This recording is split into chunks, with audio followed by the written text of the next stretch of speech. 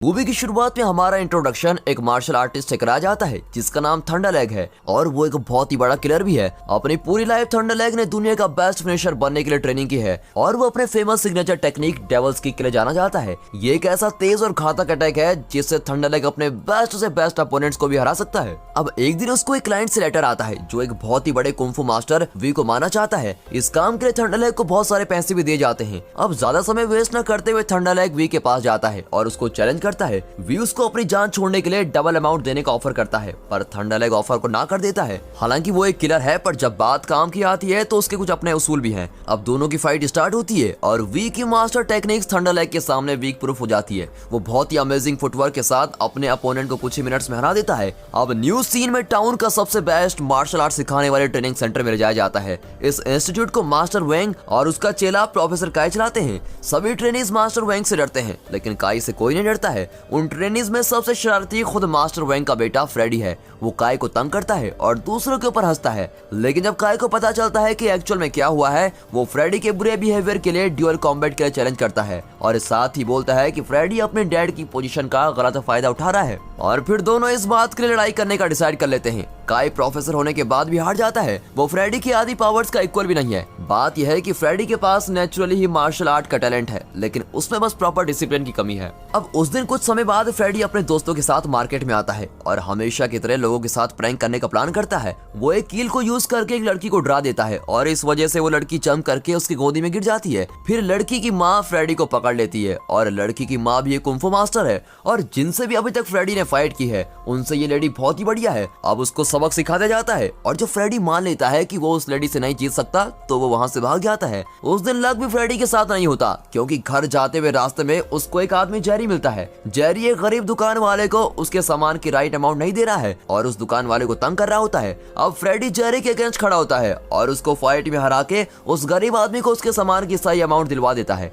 अब वहाँ से जाने से पहले फ्रेडी जेरी को धमका देता है कि अगर उसे अपनी जान प्यारी है तो वो फ्रेडी की नजरों से दूर चले जाए। अब शाम को जब वो अपने घर वापस आता है तो वहाँ उस लड़की जिसके साथ उसने प्रैंक किया था और उसकी माँ को अपने डैड के साथ देखता है। फिर फ्रेडी उनसे छुप के निकल जाने के लिए अपना बेस्ट करता है और उसके डैड फ्रेडी को गेस्ट से इंट्रोड्यूस करवाने के लिए बुलाते हैं। अब फ्रेडी को पता लगता है कि वो दोनों उसकी आंटी और कजन हैं जो कि यहाँ दूसरी सिटी से उनसे मिलने के लिए आए हैं। वो मास्टर वेंग को उनके बेटे के आज के किए हुए गलत काम को बता देते हैं। अब जिस वजह से फ्रेडी मुश्किल में पड़ जाता है। जब उसको पनिशमेंट मिलने वाली होती है तभी वहाँ का लैंड ओनर आ जाता है जिसका नाम ली है। ली जेरी का डैड है जो कि बहुत ही गुस्सा है क्योंकि वोंग के बेटे ने उसकी बेटे की पिटाई की है। अब जेरी को मास्टर वेंग के सामने भी लाया जाता है जिसको बहुत सारी इंजरीज हुई हैं। ली को माफी नहीं चाहिए, उसको फ्रेडी को उसके क्राइम्स के लिए पनिशमेंट देना है। अब वोंग एक छड़ी फ्रेडी को मारने के लिए निकालता है पर फ्रेडी की आंटी उन्हें रोक देती है। वो जेरी के फ्रेंड्स को बोलती है कि वो जैसे चाहे वैसे फ्रेडी को खुद पनिश कर सकते हैं लेकिन उनको बस 10 हिट्स के चांसेस दिए जाएंगे और उसके दौरान फ्रेडी उनसे लड़ाई नहीं कर सकता। फिर जेरी का एक फ्रेंड कॉन्फिडेंस के साथ आता है। उसकी शुरू की कुछ हिट्स तो वेस्ट चली जाती है क्योंकि फ्रेडी हर एक वार को डिफेक्ट कर देता है। अब 10 अटैक्स खत्म हो चुके हैं लेकिन फ्रेडी अभी भी वहीं खड़ा है और उसको कोई मेजर इंजरीज भी नहीं हुई है।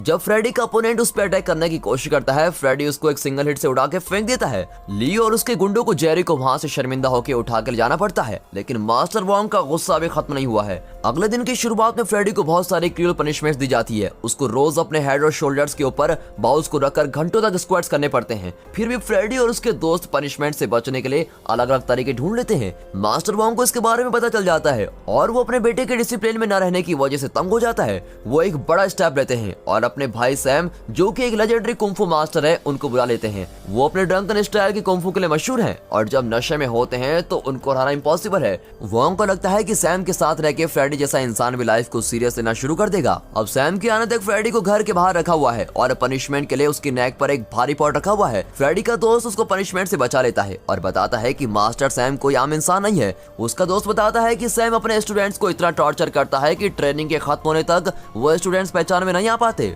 साथ ही वो बोलता है कि जब सैम आ जाएगा तो फ्रेडी को अपने फ्रीडम और शांति के दिनों को बाय बाय बोलना पड़ेगा। सैम की सारी बातें सुन के फ्रेडी उससे अब बिल्कुल भी मिलना नहीं चाहता। वो भाग जाता है और दिन के खत्म होने तक एक रेस्टोरेंट में पहुंच जाता है। अब जैसे कि उसके पास कोई पैसे नहीं है वो एक आदमी को उसके लिए खाना मंगवाने के लिए ट्रिक करता है लेकिन वो आदमी तो उस रेस्टोरेंट का मालिक निकलता है। उसके गुंडे फ्रेडी से चीटिंग करने के लिए लड़ाई करने आते हैं। अब उस सेम रेस्टोरेंट में मास्टर सैम अपना खाना खा रहा होता है। वो फ्रेडी को पहचान लेता है और गुंडों से लड़ाई करने में उसकी हेल्प करता है। फ्रेडी उस अजनबी से हेल्प करने के लिए शुक्र अदा करता है। वो बात कर रहे होते हैं और फ्रेडी मास्टर सैम की इंसल्ट करने लगता है क्योंकि वो अभी तक मास्टर सैम को पहचान नहीं पाया है। वो जो भी बोलना चाहता है सब बोल देता है और उसके बाद फ्रेडी रुकता है और स्ट्रेंजर का नाम पूछता है और जब उसको पता लगता है कि वो स्ट्रेंजर ही मास्टर सैम है, उसके फेस का रंग उड़ जाता है। शुरू में वो वहाँ से बच के भागने की कोशिश करता है, पर जब वो ऐसा नहीं कर पाता तो वो सैम के साथ नादानों की तरह लड़ाई करना शुरू कर देता है। अब अगले दिन फ्रेडी की ट्रेनिंग शुरू होती है और उसका पहला टास्क बहुत बड़े साइज के मटकों से दूसरे मटकों में पानी को बिना रुके ट्रांसफर करना है। वो सही मौके की तलाश कर रहा होता है और फिर एक पॉट के अंदर डूब जाने की एक्टिंग करता है। जब सैम उसको बचाने के लिए आता है,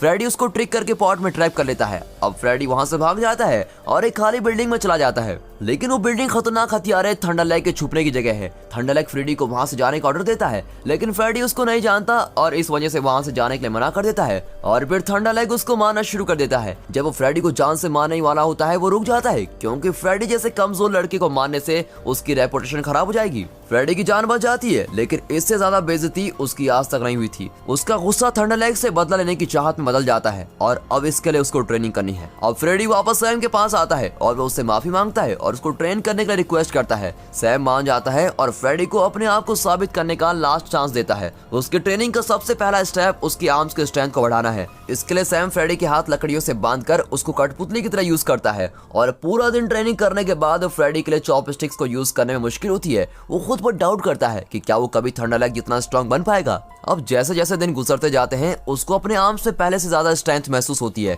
उसकी ट्रेनिंग का 1/4 पार्ट तब खत्म होता है जब वो अखरोट को अपनी फिंगर से तोड़ पाता है। फिर एक दिन दोनों एक लोकल जुआ खेलने वाली जगह पर जाते हैं। सैम एक बहुत ही एक्सपीरियंस गैम्बलर है जिसकी बहुत शार्प आइज है। वो हर एक गेम जीत रहा होता है और बहुत ही पैसे इकट्ठा कर लेता है और उसके अपोनेंट सैम से गुस्सा हो रहे होते हैं। तभी वहाँ एक गंजा आदमी आता है और उनकी गेम को रोक देता है और उसको लगता है कि वो सैम को हरा सकता है। वो दोनों अपना सारा पैसा लास्ट राउंड पे लगा देते हैं, लेकिन गंजा आदमी जीतने के लिए चीटिंग करता है। अब उसका फ्रॉड प्रूफ होने पर वो पैनिक होकर सैम को ब्लेम करना शुरू कर देता है। फ्रेडी उसको एक फाइट के लिए चैलेंज करता है और उसको लगता है कि वो ये फाइट आसानी से जीत जाएगा, लेकिन गंजा आदमी बताता है कि उसने स्कल स्टाइल कुंफू की ट्रेनिंग की हुई है और उसका सर बहुत ही पावरफुल और स्ट्रॉन्ग है। अब आधी फाइट तक वो फ्रेडी पर भारी पड़ता है, पर फ्रेडी को एक हथौड़ा मिल जाता है और आखिर में वो उसको हरा देता है। अब कुछ समय बाद मास्टर सैम की फेवरेट अल्कोहल खत्म हो जाती है और वो फ्रेडी को एक रेस्टोरेंट से दारू लाने को बोलता है, लेकिन फ्रेडी तो सभी पैसों का बहुत सारा खाना खा लेता है और अल्कोहल में पानी मिला देता है। उसको लगता है कि सैम को कोई फर्क ही पता नहीं चलेगा। अब दूसरी तरफ गंजा आदमी सैम को मारने के लिए अपने साथ बैम्बू मास्टर को लेके आता है। बैम्बू मास्टर के पास अपनी स्टिक है, लेकिन सैम अपनी पावर के सबसे बड़े सोर्स की कमी में है, जो कि अल्कोहल है। फ्रेडी बिल्कुल सही वक्त पर वहाँ पहुंच जाता है, लेकिन सैम तभी पहचान जाता है कि वो अल्कोहल में मिलावट की गई है। अब इस वजह से वो दोनों मिलकर भी बैम्बू मास्टर से फाइट नहीं कर पाते, इसलिए वो दोनों वहां से भाग जाने का डिसाइड करते हैं। अब रात के समय फ्रेडी सैम को ब्लेम करता है कि सैम ने उसको अच्छे से फाइट करना नहीं सिखाया है क्योंकि वो बैम्बू मास्टर को हरा नहीं पाया।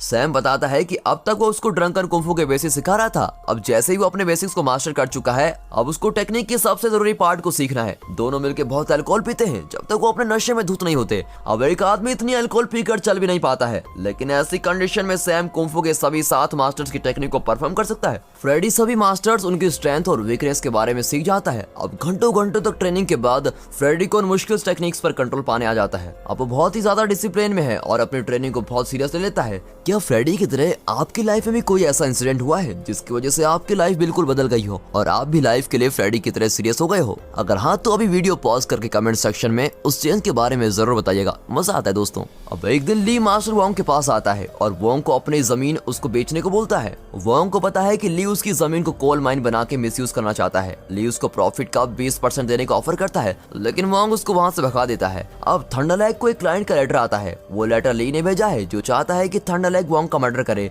थंडरलैग इस ऑफर को मान लेता है और सिटी जाने के लिए रेडी हो जाता है। दूसरी तरफ फ्रेडी अल्कोहल को लेकर अपने घर जा रहा होता है और रास्ते में उसको बैम्बू मास्टर मिल जाता है। उसको याद है कि उस कोड सैम को बैम्बू मास्टर ने कैसे ह्यूमिलेट किया था और वो उससे बदला लेने का डिसाइड करता है। फ्रेडी बैम्बू मास्टर को उकसाता है ताकि वो पहले अटैक करे। फाइट बराबर की लग रही होती है जब तक फ्रेडी अल्कोहल नहीं पीता। जब वो अल्कोहल पी के नशे में होता है, कोई भी उसके साथ फाइट नहीं कर सकता है, यहाँ तक कि बैम्बू मास्टर भी नहीं। वो बैम्बू मास्टर का बहुत मजाक और आसानी के साथ हरा देता है और फिर उसके 2 बड़े वाइन्स के पॉट्स चुरा लेता है। जब वो घर पहुंचता है तो सैम के ना मिलने पर सरप्राइज हो जाता है। उसको एक लेटर मिलता है जिसमें मास्टर ने उसको सैम के टीचिंग्स में बिलीव करने के लिए थैंक यू बोला है और लिखा है कि फ्रेडी ने ड्रंकन कुंफू टेक्निक को मास्टर कर लिया है, इसलिए सैम का टास्क पूरा हो गया है और वो वहां से जा रहा है। अब ट्रेनिंग सेंटर में एक आदमी पैनिक होता है और वोंग के पास आता है और बताता है कि ली और उसकी आदमी उसकी जमीन पर जबरदस्ती कब्जा कर रहे हैं। अब गुस्से में वोंग उन सबको सबक सिखाने के लिए जाता है, पर वहाँ उसको कोई भी नहीं मिलता। वो थंडरलैग की एक ट्रिक है ताकि वो वोंग को अकेला मिल पाए। थंडरलैग इस बैटल के लिए काफी एक्साइटेड है क्योंकि वो हमेशा स्ट्रॉन्ग अपोनेंट से लड़ना चाहता है।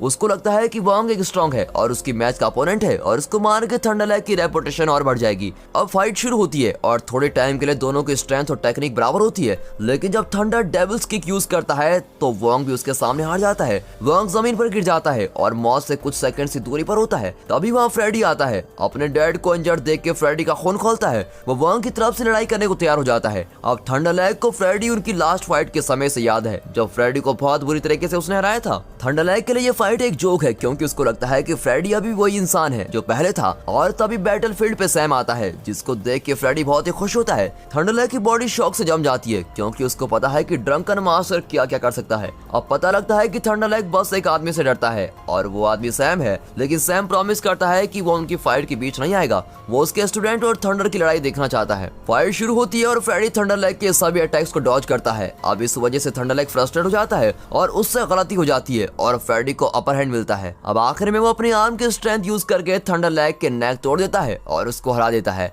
अब फ्रेडी जीत जाता है और उसके डैड को उसके ऊपर फक्र होता है। और इसके साथ दोस्तों ये मूवी यहाँ पर खत्म होती है।